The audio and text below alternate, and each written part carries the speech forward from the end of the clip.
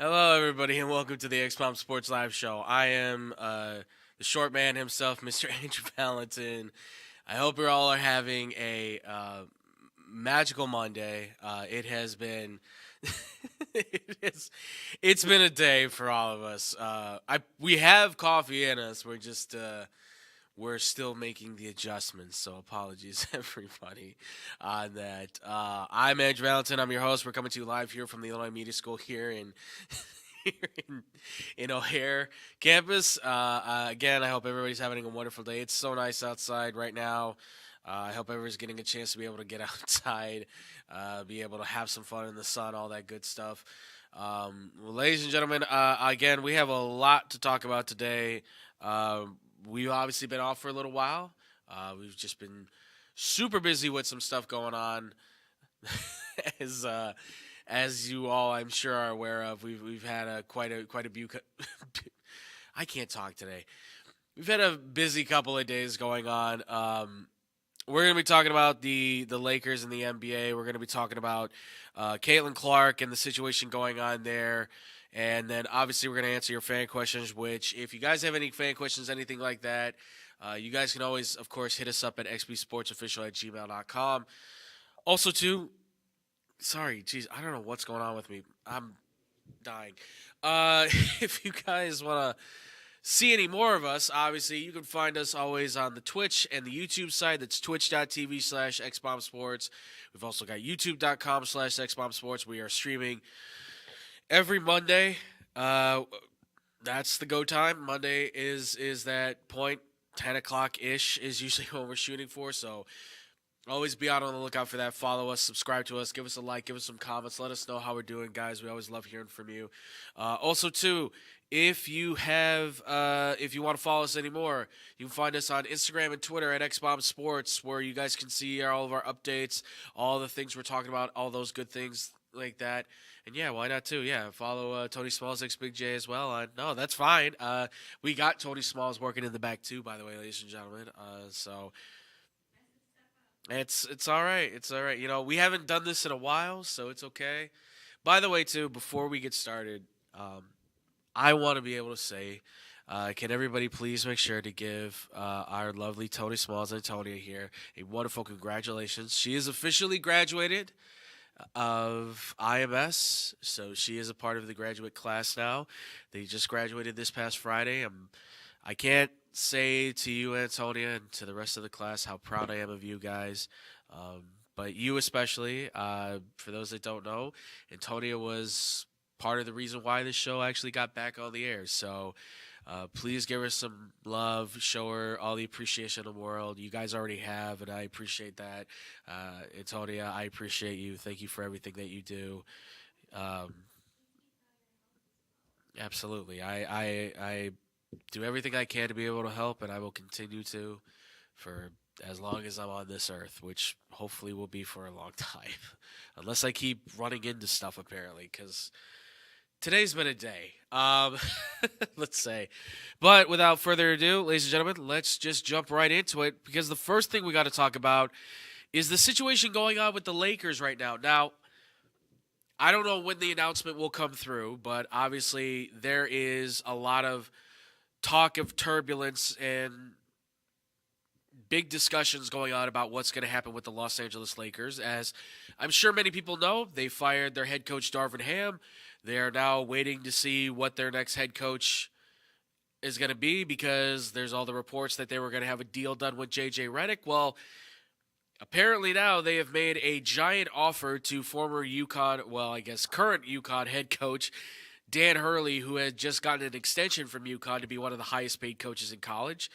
Well, we're still waiting to see what he says, but he is planning to make his announcement today. So if that news does come through while we're on the air talking about this now, we will then discuss that. That will kind of push a few things back, I think.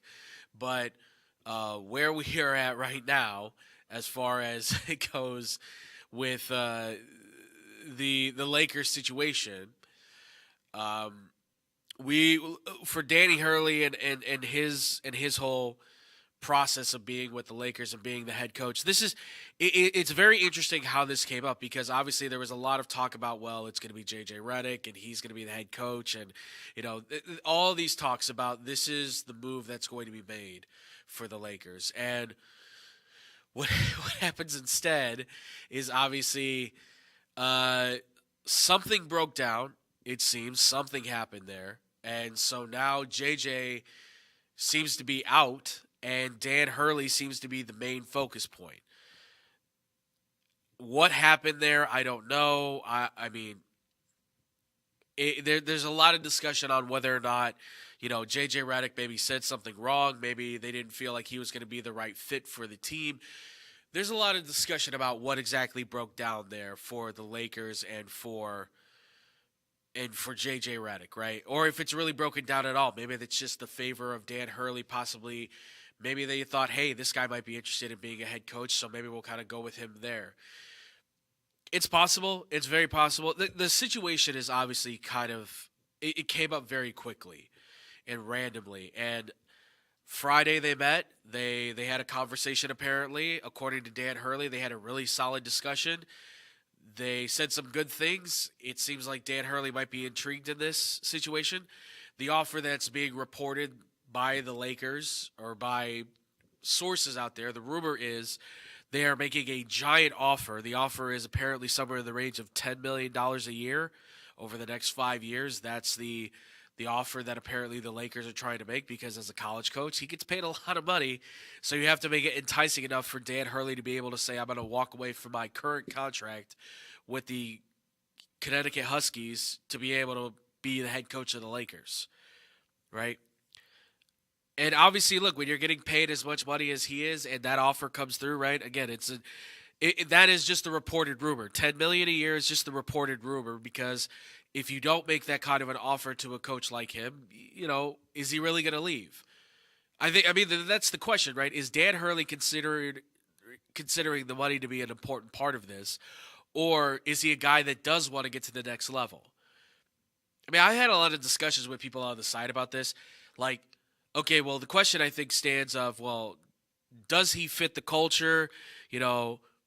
Is he going to be good with leaving UConn when they're going to build a dynasty? Is he okay with leaving the extension that he's got on the table? Because that doesn't kick in yet, so that he could walk away still from that deal. I would say this. If you're telling me that Dan Hurley has a chance to go coach the Lakers, I mean, if you're in his position and you're a head coach and you love basketball and that's what you want to do, I would say take the job. If I were the Lakers, I think Dan Hurley's a better option than JJ Redick. Right? I mean, that's just me. I look at it and I say, yeah, I think JJ Redick is a solid option. But I think a lot of people are convinced that JJ Redick is the right option because of Steve Kerr in obviously Golden State, right? An analyst that was a player, that became a head coach. He knows a lot about the game, and JJ knows a lot about the game as well. I would say certainly a better player than Steve Kerr, right? Just as knowledgeable, maybe not as much, but it seems like just as knowledgeable. Certainly has been coached under some great coaches. I just don't know if JJ is the guy that, solidifies the position that the Lakers should be taking right now, right? And that's just me, right? The Lakers are a team that's always been built on, well, we want to win. We want to be able to win. We want to succeed. We want to be champions. We want to be a good, solid, structured team that can compete for titles. And, hey, that's great.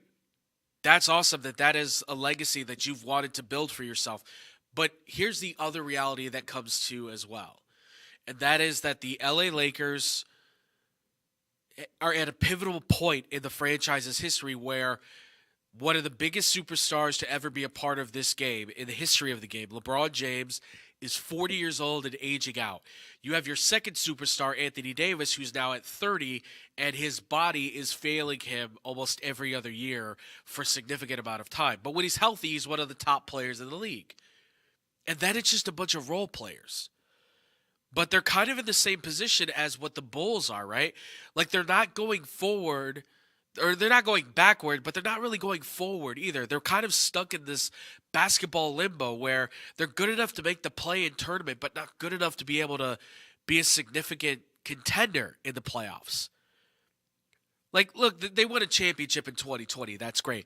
But that was the bubble year, and most of us would say that that season was really an asterisk of a championship year for them because they had 4 months to rest, 3 or 4 months to rest.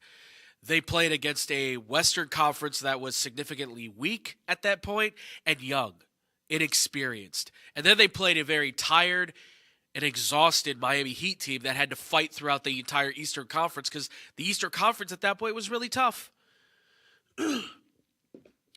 So you kind of have to give the Lakers, I think, a bit of an asterisk on that one because, yeah, they had a little bit more. They had things go their way, and they were built very well for that kind of a playoff run at that point in time.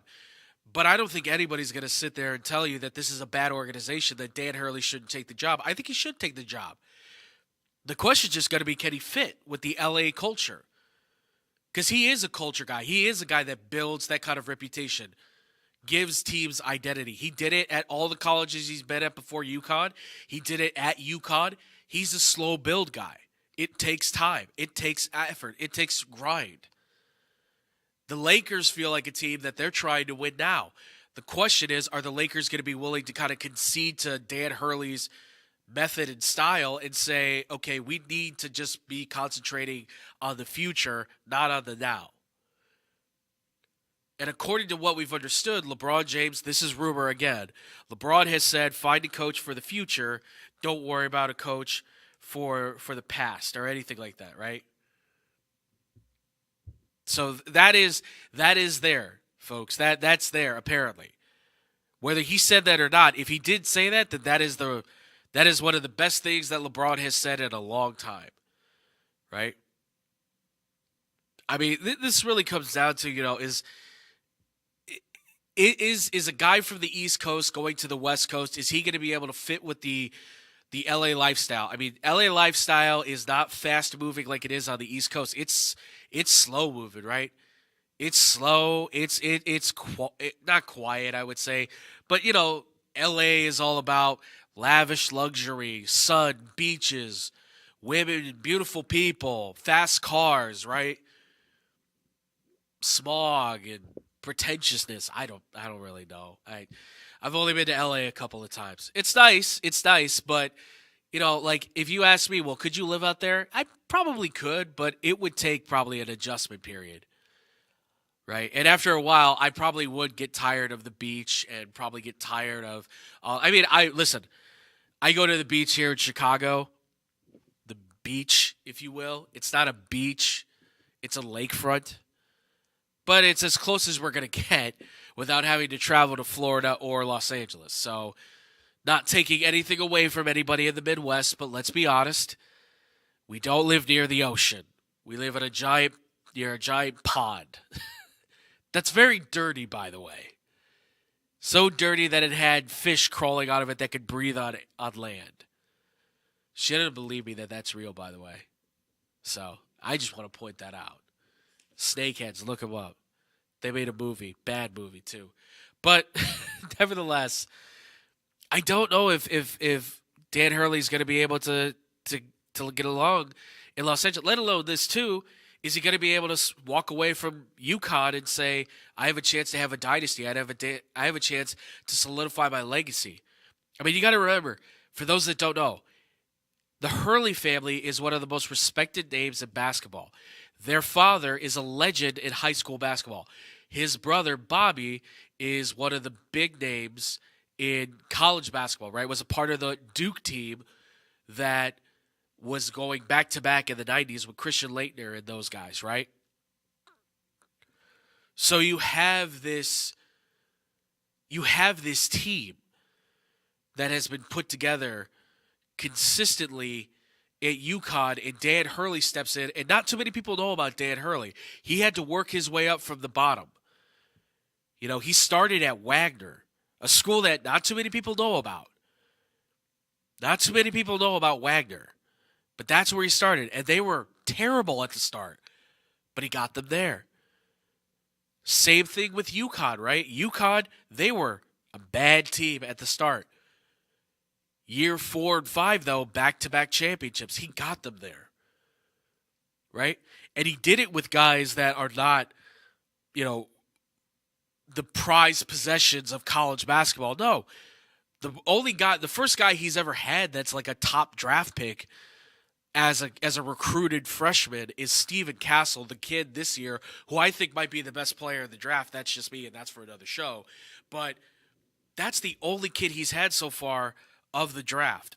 Other than that, he's worked with a lot of guys that are just 3-star, 4-star, regular Joes that kind of come along, transfers. He's worked his way up to being the top coach maybe in college basketball right now, and it's showing because of the success that UConn's having.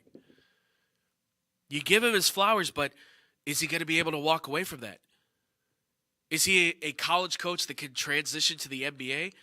I think so. Now, the history has been shaky with that kind of stuff, right? College coaches at any sport going to the pro level has had a very small percentage of success, especially in the NBA. Especially in the NBA, because they hire college coaches a lot in the NBA. Now, the last two that have come out of college, been hired as college coaches to go to the pros, Brad Stevens and Billy Donovan, they've worked. They are the only two coaches to have winning records in the last 30 years and make the playoffs. That's not good, right? But keep this in mind. It does say that the coaches of the college level certainly feel like they can also still go to the pros. And keep this in mind. He's only 51. Dan Hurley has every opportunity to say, if I coach for the Lakers for 3 to 5 years and it doesn't work out and I get fired, he's still in his 50s. He can go back to college and coach. It's not the end of the world. It's not like he's going to be 70 years old and go, I might be thinking about retirement. No. He's going to be that much richer, going to have that Lakers experience underneath his belt, but he's going to go right back to coaching college because he won back-to-back national championships. And who's not going to hire him?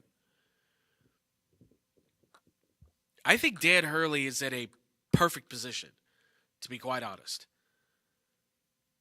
where he could either say, I'm staying at UConn, solidify your legacy in college, or he goes to the Lakers. The Lakers are the one that have to get this right. They're the ones that are banking on Dan Hurley being the significant change bringer, right? Because clearly J.J. Redick wasn't going to be that guy. I don't know what happened. From what I understand, J.J. already had like his little team kind of gotten together and built and stuff. But I did hear somebody say, and this is for life, so life lesson for everybody out there, for all the young people out there. What am I, 95? I feel like it. Always have some sort of plan in place. Like any kind of plan. Have an idea of what you're trying to do, right? I will tell you this. When I came to this school, I kind of put together a small little plan of what I was going to do. And through various things in my life that have come through, some challenges and stuff, those plans have somewhat been diverted from what I wanted. And obviously that's going to happen, right? Some things are not going to work out. Some things. It's important that you continue to have some sort of plan in place so that you don't lose your way on any of that stuff. Okay? That's very important. And I think J.J. Redick might have gone into this and maybe not had a plan. Right? I think J.J. Redick might have gone into this and possibly said, yeah, you know what, we'll just see what happens.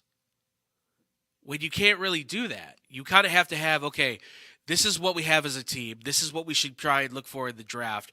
These are the places I think we need to improve. These are the free agents I think we need to target. These are things that you would say, well, a general manager is supposed to take care of that. Sure, but Rob Pelinka then should be coordinating with JJ in those conversations and saying, well, what's your plan? What do you see as the direction of the Lakers? Where do you see this team needing to go in order to get to that next level? Because right now, they're stuck in neutral. They're winning just enough games to say, well, they have a winning record, they're being successful.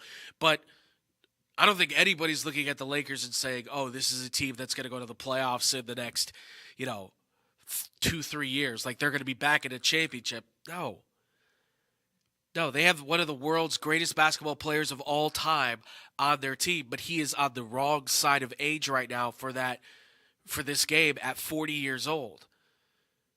And then if you're telling me that the Lakers are going to use their first round draft pick to go take his son, Bronny, I'm sorry, but that's not improving your team because not only do I think his son is not worth a first round pick, I don't think his son is even worth a draft pick, period.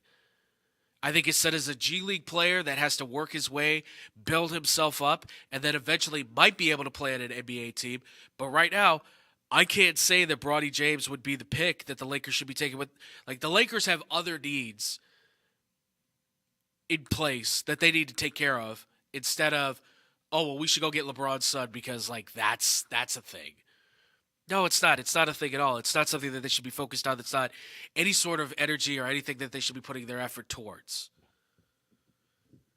I understand that for some people, maybe they think Dan Hurley's not going to work. I think he can work. I think he puts the Lakers in a different direction, which is something they have needed significant change. And this is the kind of thing that they have needed. Switch the role up. Change the narrative. They have always been about, let's try to win now. Right? Right? Let's try to win now. Win now has been their motivation since they won in 2020, right? Hey, we just won a championship a few years ago, right? But every team can do that once in a while. You then have to recognize that maybe you have to pivot. You can't just stay on the same trajectory. Sometimes you need to make the left turn, the right turn. You got to go in a different direction. Sometimes you got to pull a U-turn and say, let's go a little bit backwards so we can go back the right way. It's something that I wonder if the Lakers are going to be able to do because guess what? Rob Pelinka and Jeannie Buss are at the head of this thing. And if they don't have proper control over this situation, if they don't have an idea themselves of what they want to do with this team going forward, then guess what? The Lakers are back to being stuck in neutral.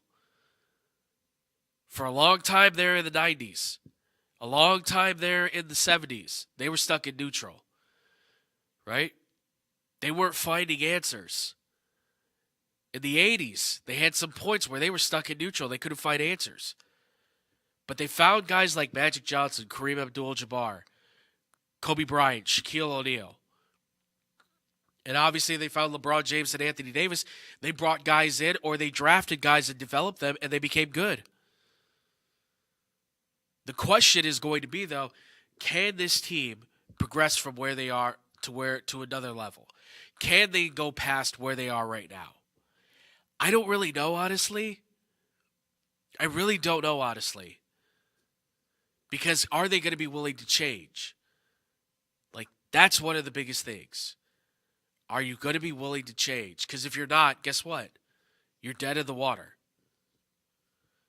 Or at least you're not going anywhere, right? You're going to be rowing with one oar. And what does that do? You just go in a circle. Look, I think the Lakers should hire Dan Hurley.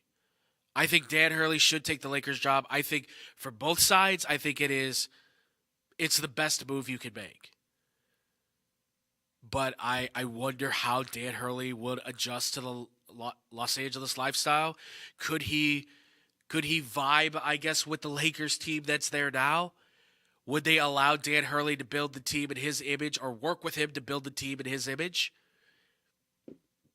There's a lot of questions that are still on the table for the Lakers, even if they do hire Dan Hurley.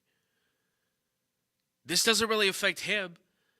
This doesn't affect his legacy. This is about the Lakers' legacy. This is about the next step forward. Because the Darvin Ham thing didn't work because LeBron, who's a studious kind of guy, was with a coach that doesn't ever study.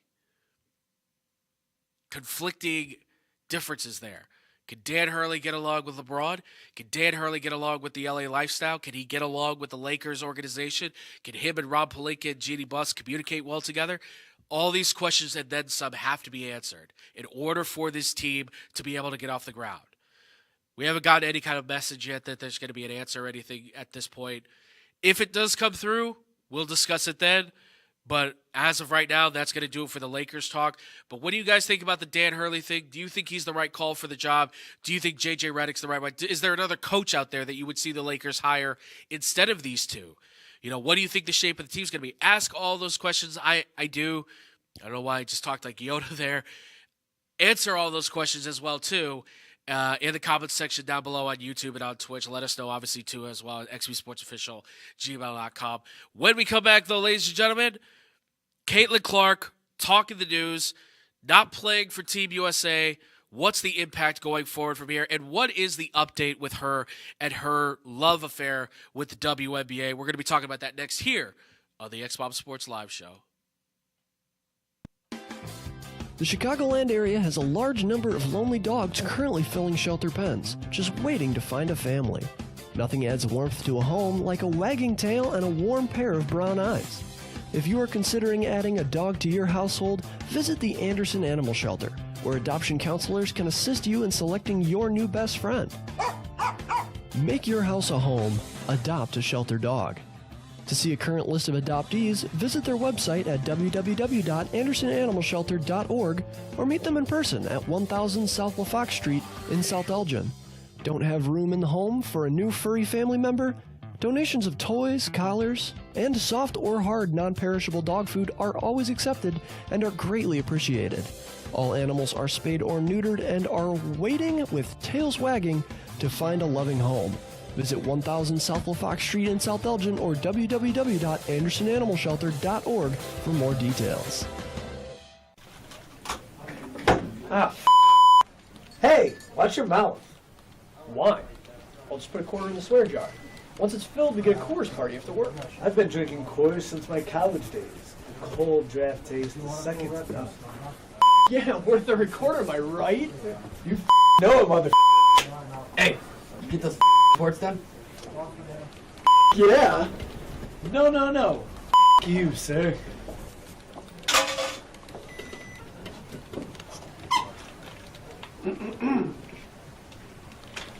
Attention, employees. The staff meeting, scheduled for this evening, will now be held tomorrow early as Who's all?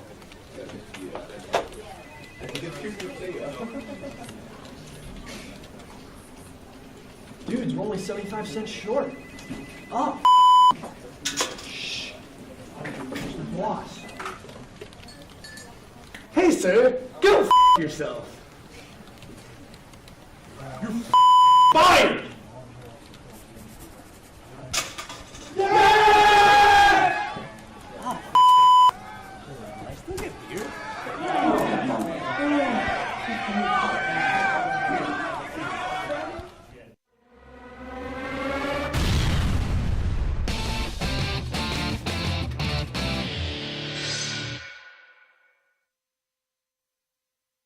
Welcome back, ladies and gentlemen, here to the X-Bomb Sports Live Show. I'm still your host, Andrew Mega Cranium Valentin.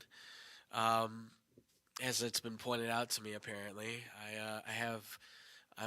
I'm the Kool-Aid Man, according to somebody.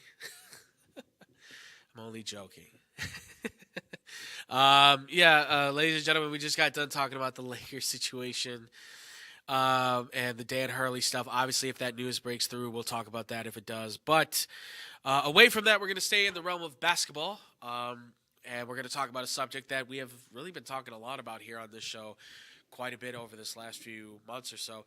And that is the WNBA and Caitlin Clark. Caitlin Clark, as you know, the young rookie phenom who has really rattled the WNBA with the exposure she has given to the league, with sold-out crowds going to watch her play. A lot of reaction from other players, obviously both good and bad on multiple levels.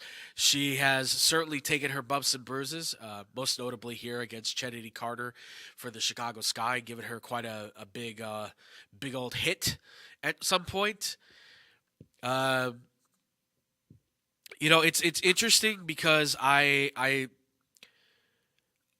watch Caitlin Clark's games. I'm fascinated with the way that she plays, and she is extremely talented, and I give her a lot of credit for what she's done. Like, she has shown a level of toughness that is there. But if you don't know, Caitlin Clark recently was left off the Team USA roster to go to the 2024 Paris Olympics this summer, the Summer Games. And obviously, there is a lot of outrage, questions, concern about why she was left off. Because, listen, this is one of the greatest women's college basketball players of all time, right? She broke the scoring record for both men and women's basketball. She obviously went to back-to-back national championships. She doesn't win them, but she goes to back-to-back national titles on an Iowa team that was basically her and then a bunch of other decent women that were playing good basketball. But she was really the catalyst that drove that car, right? She was the engine behind that all. So, Caitlin Clark not being on the USA team, obviously a lot of people very shocked by that. They weren't sure how to react to it. There was a lot of unsurety and outrage about this because, hey, she's like one of the best basketball players in the world, right? And one of the most popular. Why would you leave her off the Olympic team? Obviously, she even said that she was hurt by this. Her coach even said that I think they've woken up a monster because of the snub from Team USA. So she's going to go out and prove that she belongs on that roster, and that's great. But what's interesting is that USA Today came out with an article that said that the rumor was that Caitlin Clark was left off the roster because Team USA was basically afraid of how fans would react to Caitlin Clark's limited playing time. That was the rumor, which I don't know how to feel about that. Like, you're blaming the fans. If that is the case, the Team USA is using the fans as a scapegoat to say Caitlin Clark's not going to be on the team because of the fact that, we don't want her fans to be so upset with Team USA because she's only playing 5-10 minutes because the roster's so stacked. Which, by the way, this Team USA roster has some of the best women's basketball players in the world right now playing on this team, by far, right? A couple of them are going to be legends of the game. Let's not take anything away from them. This is a very good basketball team. This is a very good roster. Okay, and her place on this roster, I think for a lot of people, there is a possibility that she would become the distraction, if you will, right? Which I think is still the case here. I think potentially Caitlin Clark could still be the distraction, but it would be, she's not playing a lot of time. She's not playing a lot of minutes, right? Well, why is she not doing that? Well, because the rest of the team is so built up, ready, and so talented, it would take away. Which I will say this: if you haven't, I would go watch the ESPN 30 for 30 documentary called Dream On. It's a 4-part series that talks about or 2-part series, I think. It talks about the first ever women's basketball team that went to the Olympics in '98. That was going to be kind of the setup to help build the WNBA, right? They were going to be the proving point as to whether or not professional women's basketball could work in America. And on that team was a litany of stars in college basketball. Right? Some of them are great coaches. Some of them today are analysts, all kinds, they have their place in basketball history right now. On that team, though, was a woman by the name of Lisa Lobo. And Lisa Lobo was a very popular woman at UConn. She was incredibly talented. She was leading them all the way, one of the best women in college basketball at the time. Like, she was killing it. But she was on the USA team, and she didn't get a lot of playing time at the very start because it seemed as though her coach was a little reluctant to want to play her just simply because she was a star basketball player in college. Which is a little ridiculous, yeah, at some point, because you'd say, she's such a great player, she can contribute, she can help. But she seemed so unwilling. Like, I believe they went to UConn to play them in an exhibition game. And she's a UConn grad. She's from UConn, playing on this dream team, if you will. And I don't think she played a minute Or if she did, she played limited minutes. It's been a while since I've seen the doc. But, like, that's telling, right? So I wonder, is Caitlin Clark getting that kind of a treatment where she's not going to get her just due flowers of it? Or is it possible that she's getting what I call the Isaiah Thomas effect? For those that aren't familiar, Isaiah Thomas was a great player for the Detroit Pistons. They won back-to-back NBA championships. He was one of the best players in the world. Okay? Michael Jordan, Scottie Pippen and the Bulls, they're winning championships. 1992, the Dream Team is put together. The greatest basketball team ever assembled in the history of the game, arguably, right? Or unarguably, it could be too. Isaiah Thomas was a guy who was being named to be a part of that team. However, it was reported that Isaiah Thomas was left off the team because Michael Jordan, Scottie Pippen, and it has also been rumored that, I guess, Magic Johnson and Larry Bird and a few other stars voiced their disinterest with playing with Isaiah Thomas because he was a part of a very scrappy team. He was a guy who kind of talked to John, and they thought he might be a distraction. They didn't really want to play with him. They respect him as a player, but personally, they just didn't like him. And I think there could be a chance that Caitlin Clark might be dealing with that as well. Because a lot of players like Diana Taurasi, Asia Wilson, there's been a lot of players. Chennedy Carter kind of came out and said something, right? She's like, outside of threes, what else does she bring to the game? Like, let's recognize Caitlin Clark's place in the WNBA right now is bringing in a bigger fan basis, right? Stronger sponsorships, right? She's given them the ability to be able to travel on luxury, jets, first class, right? Like, Caitlin Clark has brought a lot to the table in just a few short weeks or a month or so of being a pro. Like, she went from playing in college, took a month off, and then got drafted, and then became a pro player. And then the season started. Like, she didn't have a lot of downtime.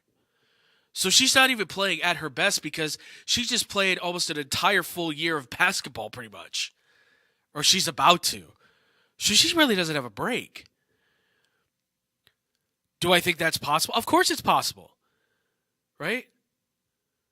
It's very possible that there's a lot of jealousy and possible pettiness going on here. I don't want to assume that in any way.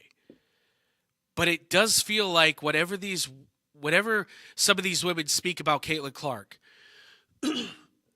every once in a while they'll give her their flowers. But there's so many of them that feel like they don't necessarily respect her because how dare she come in at 22, 23 years old, already have all this notoriety on the worst team in the NBA, and all because she was a really good college basketball player when obviously Asia Wilson, Diana Taurasi, Candace Parker, all these other women have done so much legwork for the WNBA. Yet no one's taking that away from them, of course. But recognize that this is the woman that has brought another level of popularity to you. Like, her not being on the USA roster, I don't think there's a problem with that at all, as long as it's about the fact that you don't think she fits the team, play-wise. Right? If she doesn't fit the team because she doesn't do well in practice or in the tryouts or whatever it is, that's the reason why to keep her off the team. If it's because of the fact that, well, we don't want fans to be upset or that players don't think that they would like playing with her, I kind of have a problem with that. Yes, she's going to be a little bit of a distraction. She's popular. A lot of people like her. A lot of people like watching her play. There's nothing wrong with that. She could be a distraction. Yes, of course. But she doesn't want to be a distraction. She just wants to be a basketball player. That's the other side of this, right? She's not looking for the attention. She's just doing what she does. It's all the fans that are giving her the attention. And you would think you'd want more attention on women's sports. And we have done our part in being able to talk about women's sports as much as we possibly can. Here's a woman that's actually giving you that notoriety, giving you that fan basis, bringing in that energy. And for some reason you're going, not good enough. I just don't understand it. And this is where I say I think we have to still recognize, though, that Caitlin Clark, let's be honest, she was great in college, but she might not be great in the pros. There's a very real possibility that she could just be an average player. I don't fully believe that. I think she's a great player who's going to be great at the pro level. Not an all-time great necessarily, but I think she can be. I mean, listen, Sabrina Ionescu is the same type of player that she is in New York. Who's to say Caitlin Clark can't do what Sabrina Ionescu is doing? Because Sabrina was doing the same thing that Caitlin Clark was doing.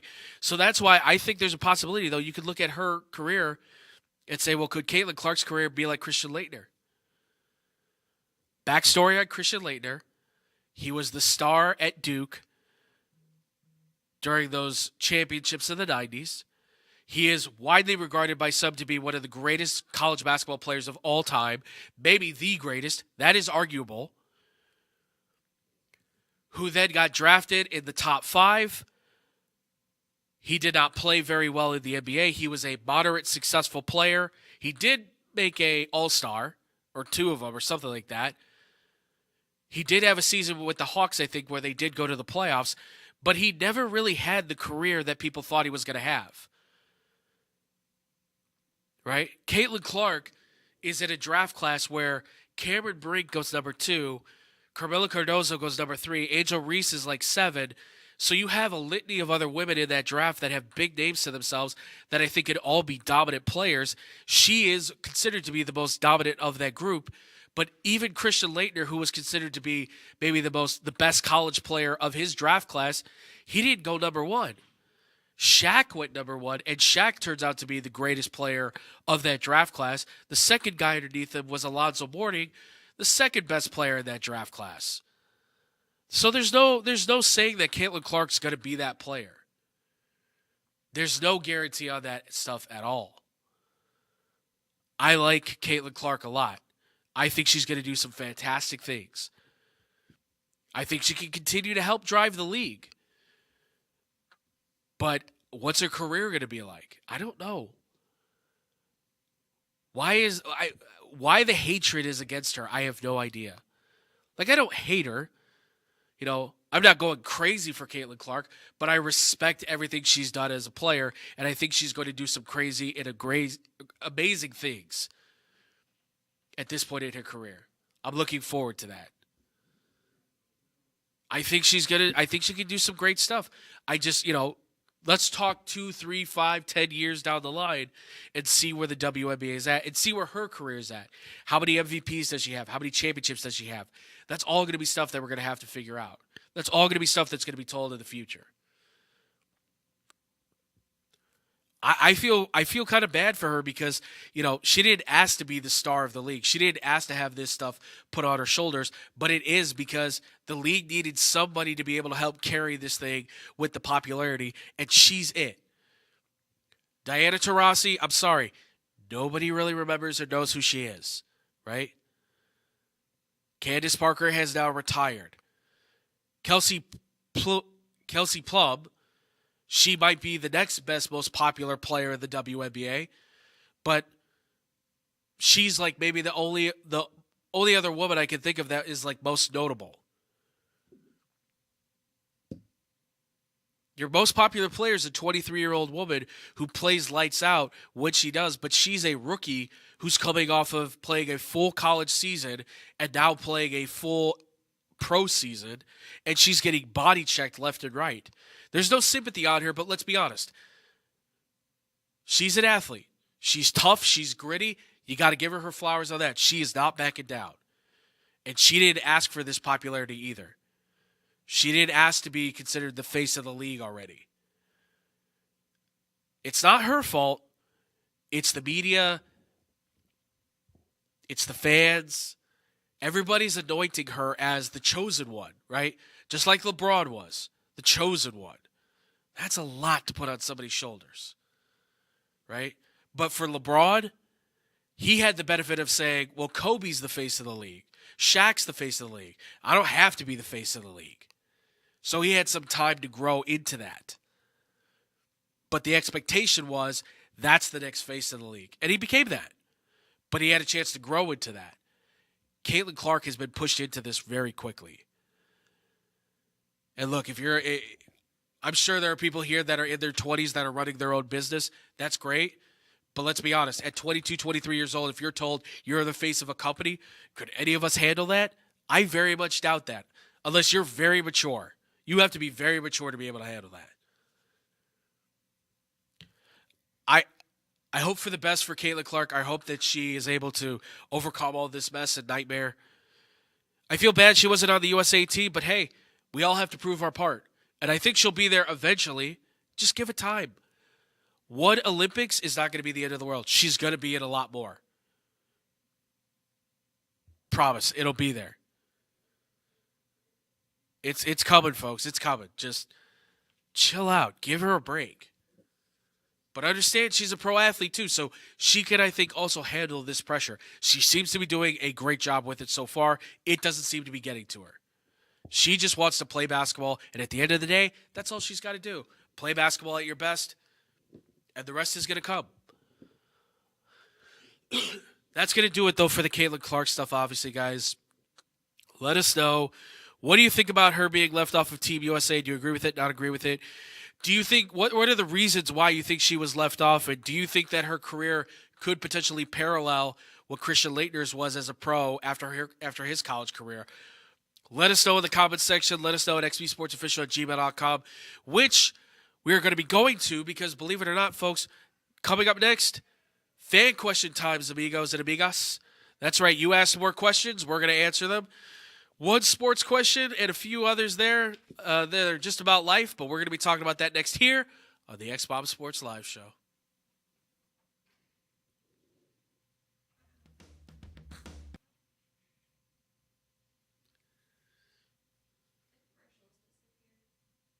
They disappeared? Are they not in DDR too? Okay. I was going to say they shouldn't have disappeared, otherwise that's Man, I'm so hungry. I need somewhere to eat fast. I have no idea where to go. Psst. Hola, me llamo El Taco de Taco. You know where to go for the amazing taste that'll have you craving more? Taco Bell.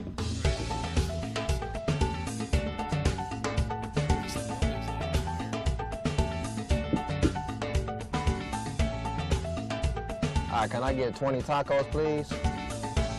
You got it.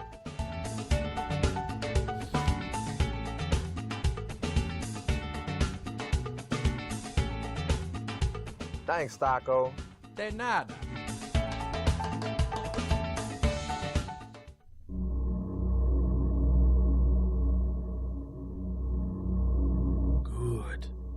Good. That's it. Eat the tacos. Taco Bell. Live más. Wear your best attitude. Feel the power. Run towards your goals.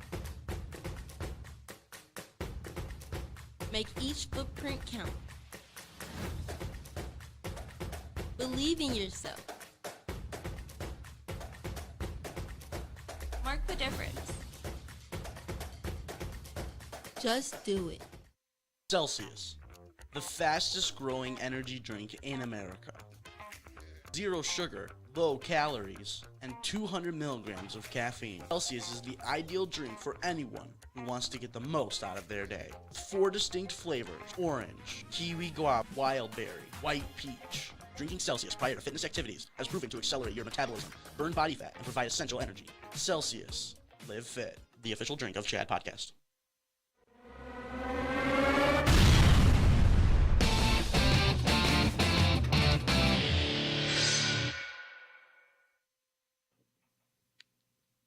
And welcome back, everybody, here to the X-Bomb Sports Live Show. I'm still Andrew Valentin here. I have since deflated myself, so I'm back to normal. I hope you all have been enjoying this one. We got done talking about the Lakers. We just got done, too, talking about Caitlin Clark and her whole situation. And now, folks, we come to the point. We've got X-Bomb fan questions. And as always, guys, We appreciate when you guys send in the questions and comments, although some of you guys send in some very strange stuff. One of you asked if we knew a great recipe on how to make potato salad. I don't know. I'm not the one that makes potato salad in my family. That would be my mother. So I could ask her if you need me to. Also, why are you asking me these questions? I love you guys, but you're very strange. Very, very strange. Although I guess you're a reflection of who we are as well. So we are a strange group. But if you have any questions or comments, as usual, folks, you can hit us up at xbsportsofficial@gmail.com. Again, we love getting your questions no matter how strange and how sports or non-sports related they are. We love answering your questions whenever possible. So I guess we're going to kick this one off first.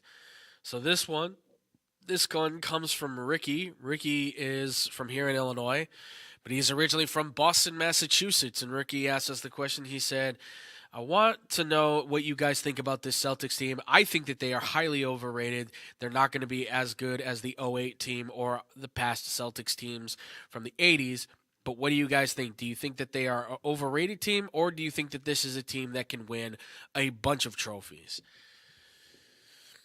Well, Ricky, I'm going to be honest with you. I don't think this is a Boston team that's overrated, but I don't think they're going to win a lot of championships.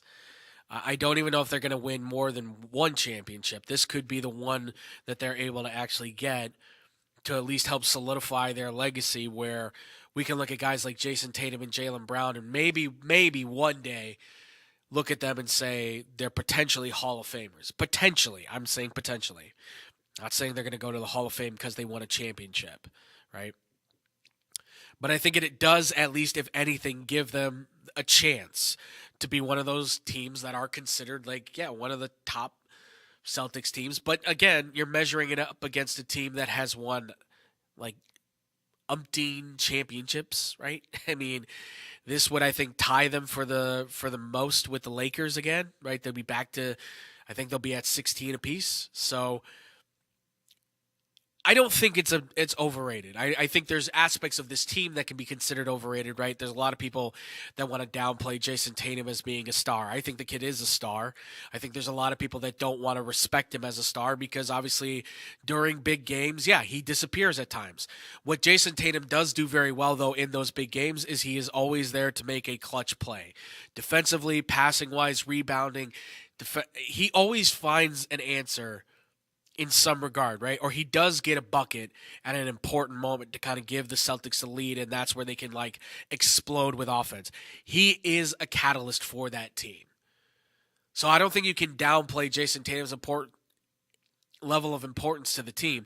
I would say there's a chance, though, that you could say that Jaylen Brown might be the best player on the team. I know that I believe it was Jason Kidd that said that he was the best player on the team in one of his post-conference interviews.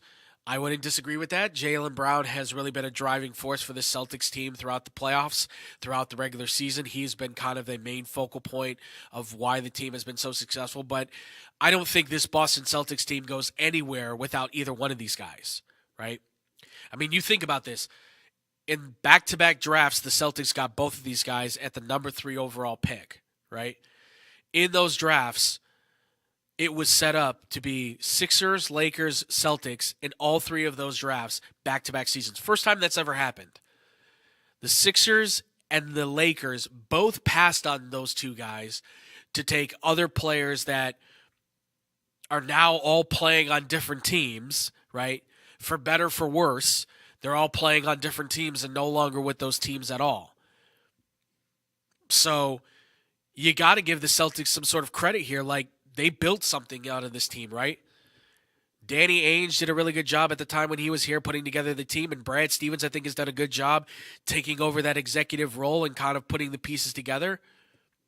I mean, look, Joe Mazzulla stepping in as the coach with Ime Udoka being the original coach there, they have just mix-mash their coaches here and there, and they've just found a way to succeed. It's not been difficult for them. It's really been very easy. So I don't think it's an overrated team. I don't think it's a dynasty, though, either. I think there's a happy medium where you could say they're a very good team. They might even be a great team. They have the best record in the NBA this year, But it is a lot in the Eastern Conference, of course. They're playing a very easy schedule because of that. They make the playoffs, and obviously the playoffs are very easy because the East is very weak, right? And now they're taking on a Mavericks team with an inexperienced, young Dallas Mavericks team, except for Kyrie, because Kyrie's old, like Lucas said, and he's the only one that has championship experience behind himself as a starter. Everybody else is kind of a bench role player, or, Luka, who's the superstar, the main attraction, right?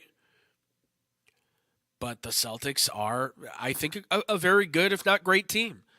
But I don't think that they're going to be a dynasty. I don't think they're going to have that longevity to themselves because guys are going to start retiring here soon. Guys are going to start moving on for other teams and more money opportunity. And obviously you're going to look at guys like Jason Tatum and Jaylen Brown, and they're going to be making a lot of money. And, okay, are we going to be able to sustain that amount of pay over our salary cap? That's all going to be questions they're going to have to answer. Are you going to pay into the luxury tax? How much of the luxury tax are you going to pay?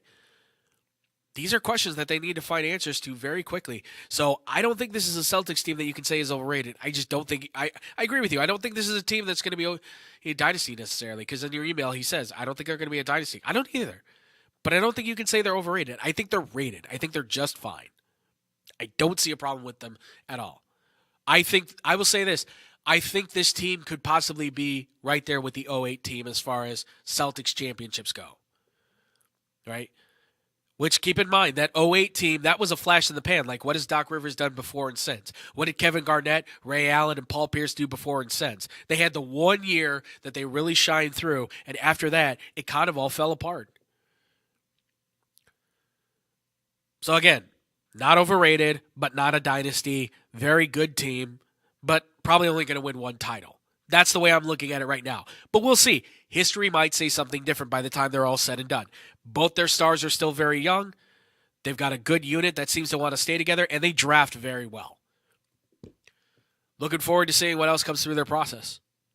Thank you for the question. Appreciate it. All right, next.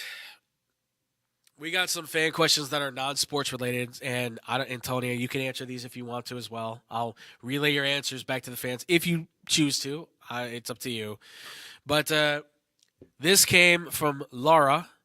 Laura is asking on behalf of her boyfriend, Mike.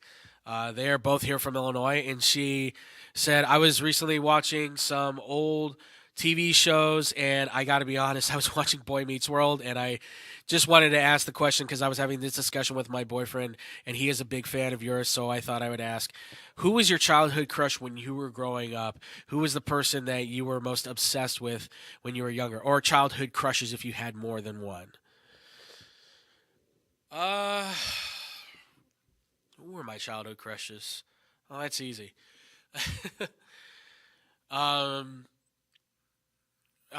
Younger people may not know who these women are, but my first ever childhood crush was Amy Jo Johnson. She was the Pink Power Ranger, for those who don't know, from the Power Rangers series in the 90s. The original, first ever show in the 90s. I grew up watching that show as a kid, and I thought she was really pretty. And, I mean, I was like 4 or 5, but all I knew was like, yeah, she's cute. And I wanted to be like Jason David Frank, a.k.a. Tommy, the guy who plays the Green Ranger or the White Ranger, if you will, from the original Power Rangers, who's been a part of every Power Ranger. Now, rest in peace, may he. Fun fact, I actually have signed autographs from both of them from when I went to a Power Rangers convention. I am a fan of this series, okay? I am. I don't watch it anymore. Or I watch the original every once in a while with my younger cousins, but I'm a fan of theirs, and I had some stuff signed from them because it's your childhood, right? But Amy Jo Johnson was one. Another one was Jennifer Connelly. She was more of an 80s. She was in the 80s, but I had seen a movie, and Antonia, do you know the movie The Labyrinth?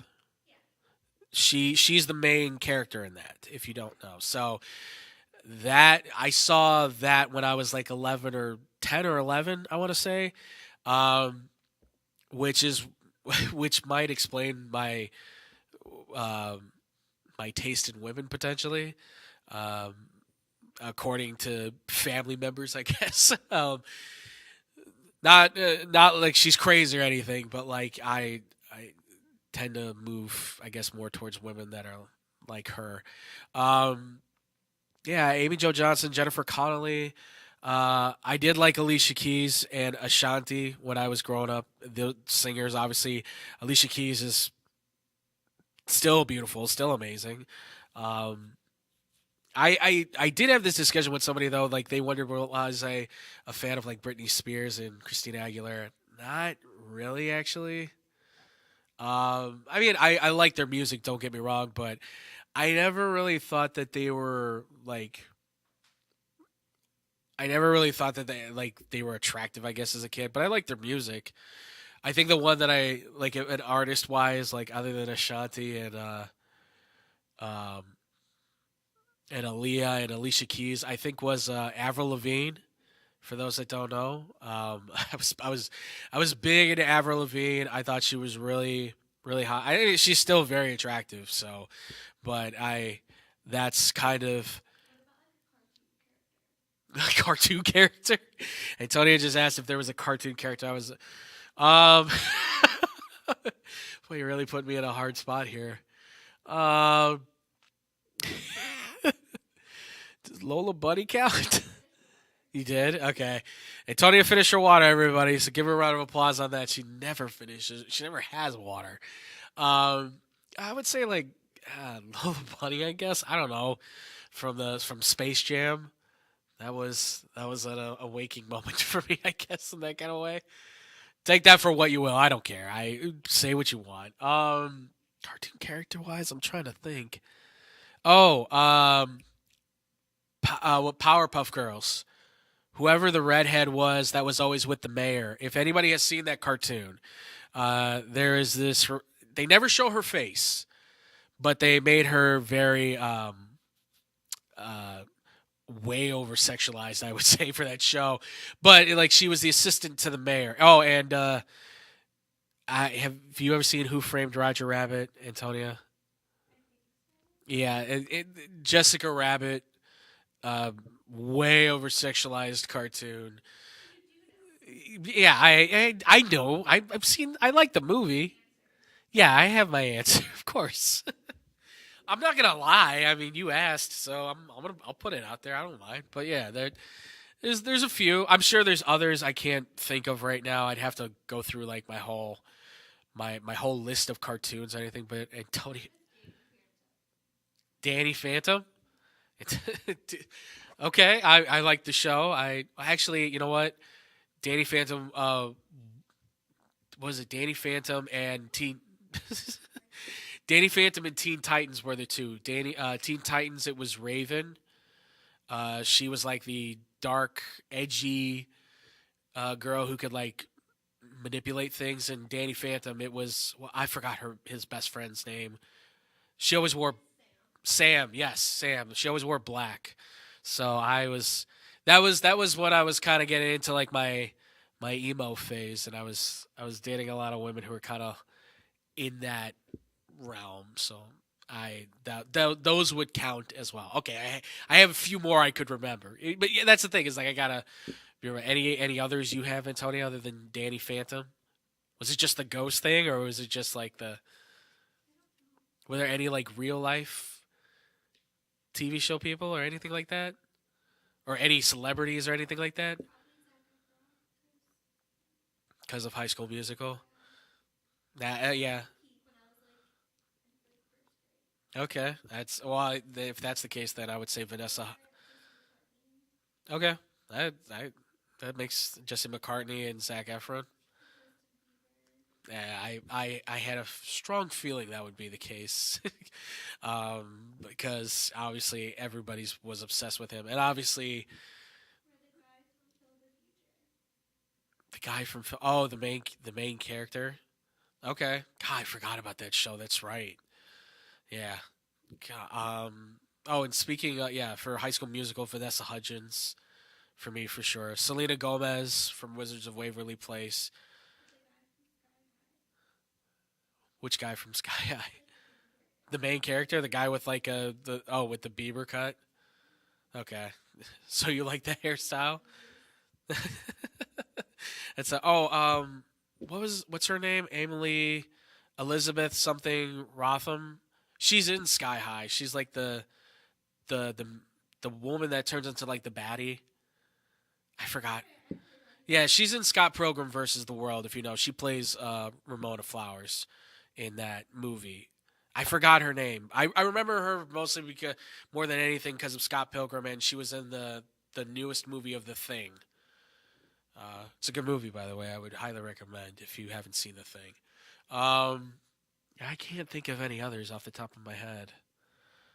Like Boy Meets World was one with Topanga. I was also what was it? Saved by the Bell. I never really liked Tiffany Amber Thiessen was she was supposed to be like the cheerleader girl, but I always liked what's her name? Elizabeth Hurley, who played Jessie. She was like the bookworm kind of. I like librarian, I guess, kind of that kind of stuff. So I can't. I don't know. I had a lot of childhood crushes. Obviously, I've only met one of them in Amy Jo Johnson. That's it. I've never met any of mine. Stanley, is that a childhood crush? Okay. Yes, Antonia is a real big fan of Stanley Tucci. You just really want to meet him. Yeah, I have met Stanley Tucci. He was film. I mean, it's not on a listen. I met a girl once who was attracted to Henry Ford because of Indiana Jones. So, or not Henry Ford, Harrison Ford. Who? Just the character. Yeah, that's young Johnny Depp. So, what was it? The scissors. This I have many questions now because of that. He was. That is a good movie. It's very. Winona Ryder. I was big into Winona Ryder. I liked her a lot, especially, and I think it's because of Edward Scissorhands because that was the first movie I saw with her in it, and then it was obviously Beetlejuice after that. And that was again when I was in my more edgy. I was wearing the long hair and everything, and society, all that. my dark days when I was in my band phase and all that good stuff. I can't think of any others off the top of my head though. For me, any others for you, Antonia? Okay. Well, thank you for the question. I appreciate that. If I can think of any others, we may revisit the topic. Again, I'm trying to get this podcast Aftershock thing going. I don't know when we're going to be able to do that, but that we can kind of go into more detail, be more explicit, talk about kind of the crazier stuff, things like that. And speaking of crazy stuff, this question actually came from Josh. Josh is from Gary, Indiana, where our buddy Thomas is from. And he said, so I've seen some crazy stuff in Gary, Indiana when it comes to cars. So have I. I've seen dudes putting a car up on blocks in Gary, Indiana. Be careful in Gary, Indiana, folks. But he asks us, what is some of the craziest car stories that you've had so far? I think we've done this one before. I don't remember, but I'll do it and talk about this, answer this question again. But I had a car that exploded once. We were trying to drive cross country, and we had to go back because it just wasn't going to happen. So when we were coming back and we were going back into Iowa, I pulled off to the side of the road because I needed to go to the bathroom. My car just exploded into flames. To which I don't know what to do. I don't have a hose. There's no fire hydrant. There's nothing. So call 911. You do what you can. Some guy pulls over to the side to try and help me. And he had like a jug of water. And he just started throwing it on the car like that's going to do anything. Came to find out my car overheated because I didn't have the proper fluids in it. Now, keep in mind, I was like 19, 20 years old. I was very stupid and dumb. But yeah, my car exploded in flames. I was not in it. I was standing out, but I definitely smelled something burning. Turned around, and my front of the hood was engulfed. So that was one of my crazy car stories. Antonio, you've got one? Nothing like that. What's another one I've got? Oh, I had one. It wasn't my car. We were driving in Canada once for vacation. It was me and an ex and a few of our friends. And we went to a stoplight. It was about 11 o'clock at night. And her car got hit by a moose. And that was kind of scary because I don't know how many people know this. Moose are really strong. Because it didn't just like hit the car. Like it bashed the car and moved it. So that was quite the strange experience as well, because I thought, wow, this is how we die. We die by moose.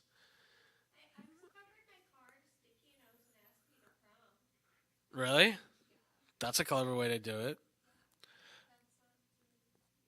No, I mean that kind of counts. I mean that's I should have done something like that. I really should have. I never did anything like that for prom. Put sticky notes on a car like that. Although I did try to put on I did help a friend once put on a show for like he did like a whole like he wrote a song to his now very very much ex at the time for prom. So I didn't do anything then. I didn't go to prom, so I never had that experience. But other crazy car situations. I mean I've had a bunch of them. I've had one of probably the worst ones was that people thought there was a dead body in my car for almost a month because it smelled. And what we found out later was that when my parents had borrowed my car to go to the store, they had left a rack of ribs in my trunk and forgot about them. So we had dead meat, rotting meat in my back seat of my trunk, basically making my car stink. One of the other crazy ones too was I actually did for a charity event, I actually drove in what is a dirt derby. Antonio, do you know what that is? I think they have them in Wisconsin because I did this in Iowa. It was for a charity event, and this was my ex's plan at the time because she was running with this charity event. Basically, it's a derby where you go in a figure eight in these cars, and there's always a chance that you could smash into each other, and it's through the dirt and the mud and all that stuff. And I looked like a complete and utter mess driving in this thing, and at some point I just smashed into another car, and then I like a pileup happened basically within that one. So, and which by the way, it's a scary moment to kind of have that thing happen to us. Other crazy story situations. I mean, I've had a lot of them. I've had another one where me and my buddy were driving in a truck and we had a tree that fell into the bed. It was after a storm. The tree basically snapped as we were driving past and it fell onto the bed of the truck and just missed the cabin by like inches. That was another one we had as well, which, you know, it's always stuff like that. I'm trying to think what else. Oh, I don't know how many. I'm sure I'm not the only one, but my very very first car, I would always try to drive through flooded areas as hard as I could to try and get all the water to splash up and everything. And I don't know how many times I've gotten my car stuck, but it's hard for me to count. It really is. I've had a lot of these like stupid, just stupid moments. My first. When I was first starting to drive, I borrowed a buddy's truck to get my car out of the mud once because I had gotten my car stuck in the mud because I thought I could take it mudding. It's not a truck. It was just like it was a 1999 blue Ford Escort that I called Blueberry. I tried to take it mudding. It got stuck in the mud, and I needed his truck to basically winch it out because I thought I could. I thought I could handle that. Trying to think what else there is. I've had I tried doing a drag race once with my last car that I had. I went to a drag strip with one of my buddies, and we tried to drag race my car, and I ended up I ended up almost burning out the gears because my car couldn't go fast enough, but I tried to push it beyond its limits, so I almost burned the car out basically. Um, yeah, I've had a lot of those kind of moments that have come about within my time with cars. Probably one of the roughest ones was um, I'm trying to think. One of the roughest ones would probably be when I was driving in Oklahoma, and this is around tornado season, and I'm in my old car, and all of a sudden the wind starts picking up, and I look in the back of rearview mirror, and I see like a tornado forming. That was a pretty scary moment, I would have to say, for myself. And that experience was definitely not one I would want again, for sure. I mean, I have one of the things I will say, definitely, ladies and gentlemen, is drive safe and drive responsibly too, because my God, there's so much stuff that can happen when you're driving your car. A lot of what I've had as far as crazy car stories and experiences like that, a lot of it just has to do with like stupid drivers too. Like people that just aren't looking, they start careening into my lane or something like that. I've seen like trailers flip over. I've gone through the wheelhouse of what I think can happen when you have vehicle issues, things of that nature all over the place. So it's a mystery and a trip to me as to why so many people can't drive properly.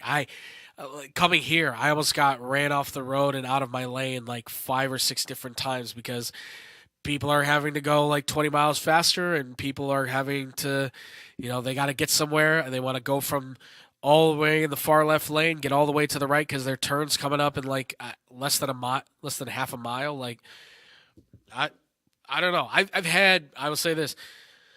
I've had plenty of people in this city of Chicago pull weapons on me from their cars because of how frustrated they are either driving or if they think I cut them off, or I don't know what it is. But yeah, the number of times I've had those experiences have been wild. I don't know. I've had a lot of crazy car experiences. None of them have ever been pleasant. I think probably the only other one I can think of off the top of my head is this was the most recent one. This was during when I was going into sports emphasis here. I was 27. Buddies of mine, we were going up to Canada. We went mudding. I don't know if anybody knows what mudding is, but it's where you take your truck and run through the mud. Well, I took my buddy's 4x4, ran it through the mud. We had, he's got big old tires and stuff, good suspension. And I flipped his truck. And he was not happy about that at all because I crushed the cabin and I broke his windshield. And, yeah, he wasn't happy with me at all. So that's probably the only other one that I can think of off the top of my head. So that's all I got for crazy car stories for me on that. And Tony, you got any? Nothing at all. Okay, well, I guess running away from a tornado, mudslides, getting your car stuck trying to mudding. I guess those are just my experiences. Hey, I like to think that I've lived stupidly, but I've lived, and that's the important thing. So, that I am alive. But thank you for the questions. Thank you all guys for the questions. I really do appreciate it. Again, guys, if you have any questions, any comments, anything like that, please let us know. Please ask us. We'd love to answer your questions. It doesn't have to be about sports. It can be about anything. Serious, non-serious, doesn't matter. We don't have a lot of time, so I try to keep the questions down to a minimum if I can. But we appreciate you guys always being able to ask us questions, as always. Again, xbsportsofficial@gmail.com. And that's going to do it for our show. Thank you all so much, again, for watching and listening, as always. If you guys want to follow me anymore, I'm at. Sorry, my brain just broke right there. Wow. You can find me at The Fluffy Guru on Twitter. I'm also at Boom Crew Captain on Instagram as well. If you follow me on that stuff, on Twitter, I usually just rant and rave about sports stuff. On Instagram, I'm mostly posting like food and things like that. Although I recently posted again our graduates graduating, so I'm happy to have those photos up there as well. So again, make sure to give those guys some love, especially Antonia here. Congratulations again. Very proud of you guys. Also, too, if you guys want to check out any more of the show, as always, you can find us on Mondays. We're streaming here on Twitch. We're also on YouTube as well. That's twitch.tv/xbombsports. We're also on youtube.com/xbombsports, where you can find all the most recent episodes of Xbomb Sports and past episodes as well that have been live streamed. Two, you guys can also find us as well at XB Sports, at Xbomb Sports on Instagram and on Twitter. And two, if you want to see another great show as well, you can check out Bad Karma Wrestling on Fridays at 11:30 p.m. Central Time, or a.m. Central Time. We wouldn't be here at night that late. Or you can also go check out as well, I would suggest as well, Tony Smallzik's Big J on Twitch and on YouTube too. It is Tony Smalls back there along with our man Big J. They just finished up streaming Madison. We finally finished that. Both of them were terrified to the teeth. I have to say it's the most scared I've seen both of them in a long time. And now they will go and play It Takes Two, which I'm excited to see how this goes because this requires teamwork. I'm not saying anything about anybody, but frustrations can boil over. I didn't say anything about anybody. But frustrations have been known to boil over at times, and I'm just very interested to see how this plays out. So definitely go check that out, guys. This Friday, 10 o'clock, 10:30, we are streaming it. Be here. Check it out. It's going to be a lot of fun, guys. It's going to be a lot of fun. Other than that, make sure to also, if you can too, please, if you have a chance, donate to the American Cancer Society. I appreciate you guys as well for all the messages of support and everything that you guys have been throwing my way. I have good news too on that as well. Still a lot to be determined, but it looks like my mother's surgery is set for July 1st. So we are very happy about that. We want to thank all of you guys for all the wonderful messages you guys have been sending to myself to kind of keep up. You know, it's not been in abundance, but for those of you that have been sending messages, thank you so much. I appreciate it. Thank you to everybody, too, who's been helping us get through this rough stuff, and for everybody who's donated to this society, too. You know, anything we can do to try and help others that have obviously been suffering with this stuff, we want to be able to help as well. So please, if you can, donate. It's AmericanCancerSociety.com. Just go to the donate button. Donate whatever you can, please, at all costs. Try and be able to help out if you can, or if anything too, share the link as well to be able to donate and let people be able to know where they can help donate as well. Really appreciate it, guys. Thank you so much. And obviously, also, too, Blow the Whistle. We're doing Blow the Whistle every Monday and Wednesday. I don't know if we're going to be going today. If we do, it's going to be at 1 o'clock, so be on the lookout for that. But if we don't go today, we will definitely be going Wednesday, I think, getting ourselves back on the sports show, getting ourselves back on the run. So be sure to check that out, ladies and gentlemen. But other than that, I think that covers everything. So thank you all again so much for watching and listening, and I appreciate every single one of you. I appreciate you, Antonia, for always helping me. Thank you again so much. And as always, ladies and gentlemen, we will see you on the next one. So thank you all so much for watching. Much love. Peace out, Boom Crew. Man, I'm so hungry. I need somewhere to eat fast. I have no idea.